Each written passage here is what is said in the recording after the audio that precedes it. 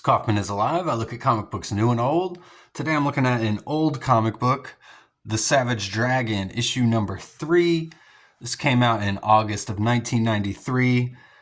It's written and drawn by Erik Larsen, the creator of Savage Dragon. He's written and drawn every single issue, still going to this day. I've already covered the first 3 issues of the original Dragon miniseries. I've done the 0 issue, which is the origin. And I've done issues 1 and 2 of the ongoing series, and this is issue 3 of the ongoing series. So I figured just keep going on this. One of the reasons I started my channel was to cover Savage Dragon, so I've been meaning to get back to it, so let's just get back to it.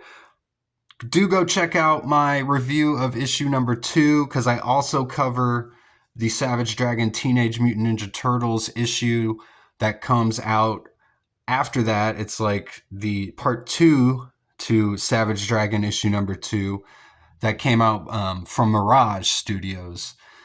And I cover that issue as well. So if you want to kind of get that whole series covered in one video, go check that one out. This issue, we're introduced to this character named the Fiend. He's here on the cover. I almost wonder if the wrestler Bray Wyatt was a Savage Dragon fan, if he kind of got the idea for the Fiend from this character, because this character is kind of similar in a way. You don't see his face here on the cover, which is a cool choice by Erik Larsen, because the character design of the Fiend's face is really striking. So not putting it on the cover is a really interesting choice. I like that the hair is kind of coming off like smoke. Savage Dragon with a shocked look on his face down here. And I like the logo too. This is an independent comic, and Erik Larsen, he can do whatever he wants. He doesn't have to, put up with any sort of editorial or anything. So he can do whatever he wants with the logo. So it fits right here in this negative space of the drawing here. I've got this old copy. This is a real beat up old copy that I've had for years and years. There's no poster in here. I know a lot of the early Dragon comics have a poster in the middle. I don't remember if this issue specifically does or not, so I don't have a poster in this one. I almost kind of want to go find another copy of this issue just to see. But we got Erik Larsen, like I said. He's the creator, writer, penciler, and inker. Chris Eliopoulos is the letterer. We got Steve Oliff, Ruben Rude, and Zan Mika doing the colors on this issue. And there's also a backup story here, which I'll get to at the end as well. So we open with this character we're meeting named Peter Kaplan, which is the alter ego of this hero named Star, who shows up later in the issue. He's kind of Larsen's version of Spider-Man. I mean, the characters are a lot different, but it gives Erik Larsen a chance to draw a character in a lot of those Spider-Man-like poses here. And in the previous issue, in the backup story, this character used to have really long hair, but it got all burned up. So now he really looks like Spider-Man. I kind of got rid of that 80s mullet. But we see a Dart who's working with the Chicago Police Department. She's battling members of the Vicious Circle here.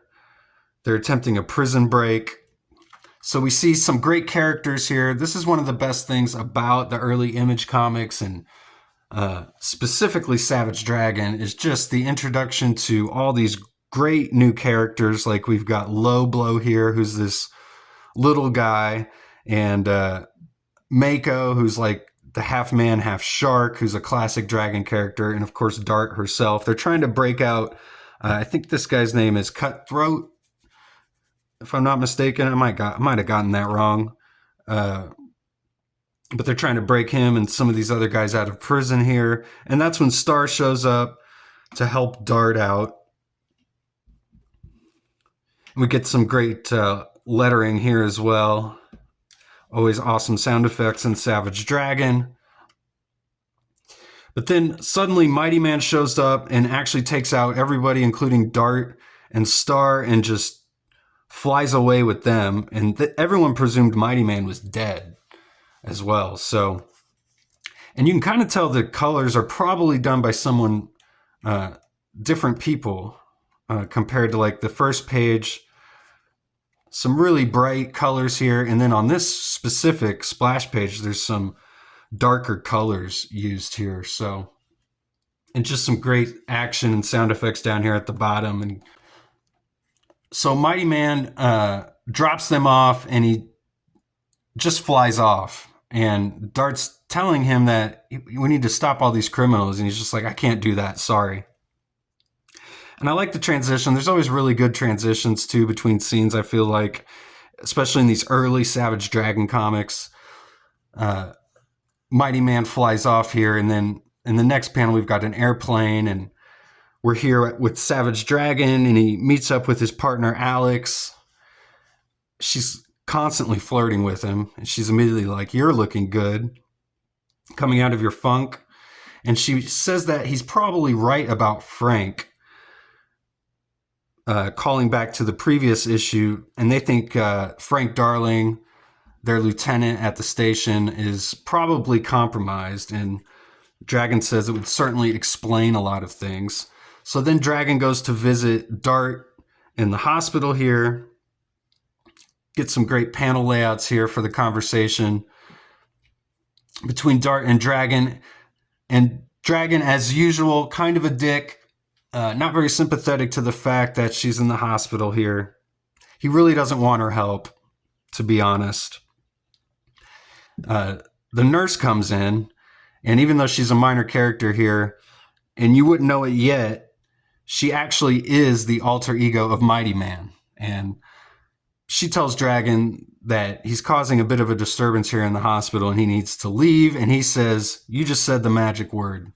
And Alex is calling out to him and saying she didn't mean anything by it. She's been hurt. And he's like, who asked for her help? And she says, you did. And you could teach her a thing or two about being pig-headed. And he's like, thanks, I love you too. She says, we're all trying to fight the same battle. And he apparently says, I'm doing all I can. But this is actually back at the police station. So another great transition, because this is actually Frank Darling here talking to Skullface and the Vicious Circle here. There's Overlord overseeing everything. And they've gotten to Frank Darling here. He's saying, you and Mildred, you must be very happy. Baby's due in March, I believe. Dragon comes up behind him, so he's just like, I've got to go. He's totally spooked. Dragon asking, is there something you'd like to talk to me about, Frank? And he's like, not right now. But Alex starts breaking into everything that's been happening while Dragon's been out dealing with the Ninja Turtles. And she's talking about how the woman claiming to be Dragon's mother keeps calling, as does some woman named Amanda Mills. They say, plus the usual assortment of weirdos and creeps. And then they say they found a leech on the shrew, who was the character Dragon took out in the first issue. And they don't know what that's about. But you can see Erik Larsen setting up all this stuff for Dragon. And it's all being set up basically in this one panel here. And the leech creature that gets found on the shrew becomes a major plot in future issues. So already being set up here in issue 3. I love the attention to detail there by Erik Larsen in all of his storytelling. So they say that they got a call also from Debbie's mother. Debbie was the ex-girlfriend of Dragon who got shot and killed at the end of the miniseries. And Dragon says you should probably go easy on her because she just lost her daughter. And right then we get the appearance of the Fiend, who just busts through the floor of the police station here in a great splash page. I love all the splattered inks here. The ultra violence. I love the ultra violence of these early Dragon comics as well. And just an awesome page here. I love this inking style of Larsen as well. So the Fiend gets shot up by all these cops here before any real fight breaks out. I love the lettering behind him here, showing all the gunshots.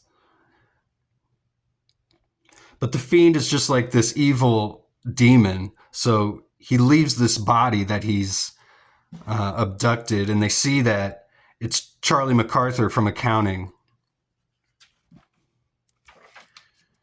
And that's the end of that story. We get a brief epilogue here, calling back to the end of the previous issue.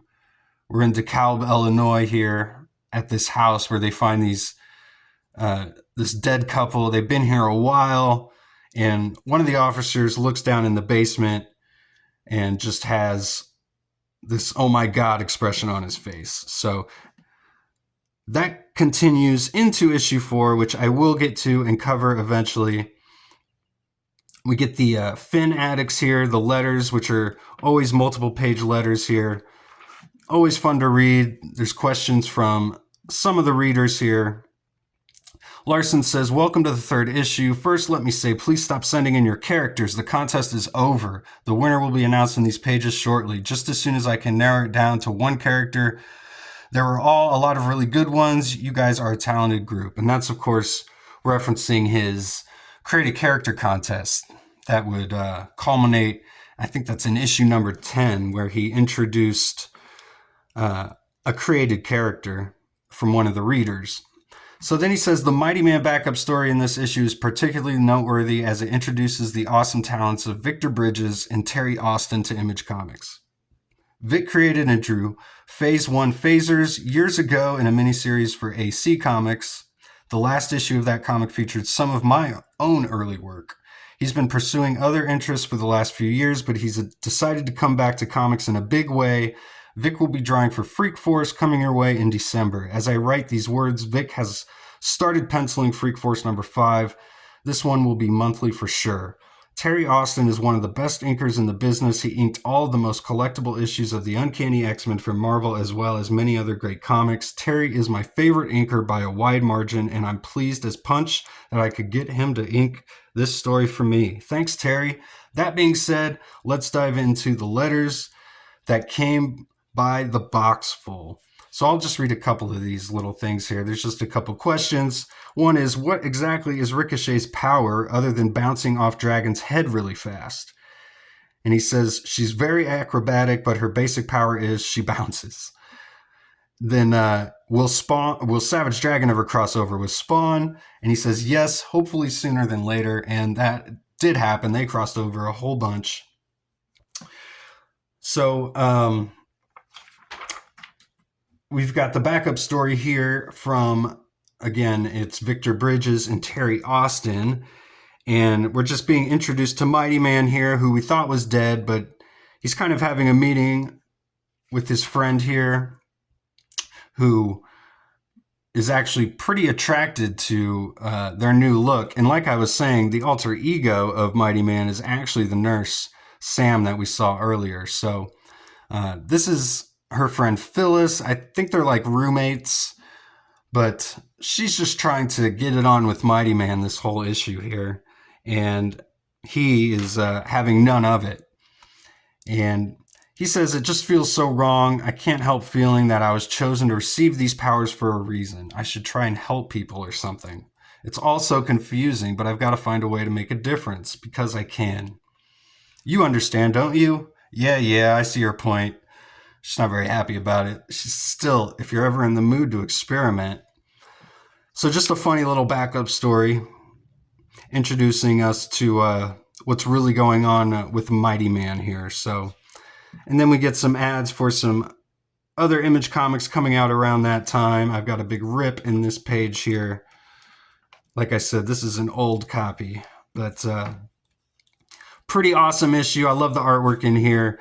Tells a great story, sets up some things, introduces us to some awesome characters, some brand new characters that we've never seen before. So a classic issue, Savage Dragon, number 3. Go check this one out. You can probably find it in Dollar Bin. And thanks again for watching. Please subscribe.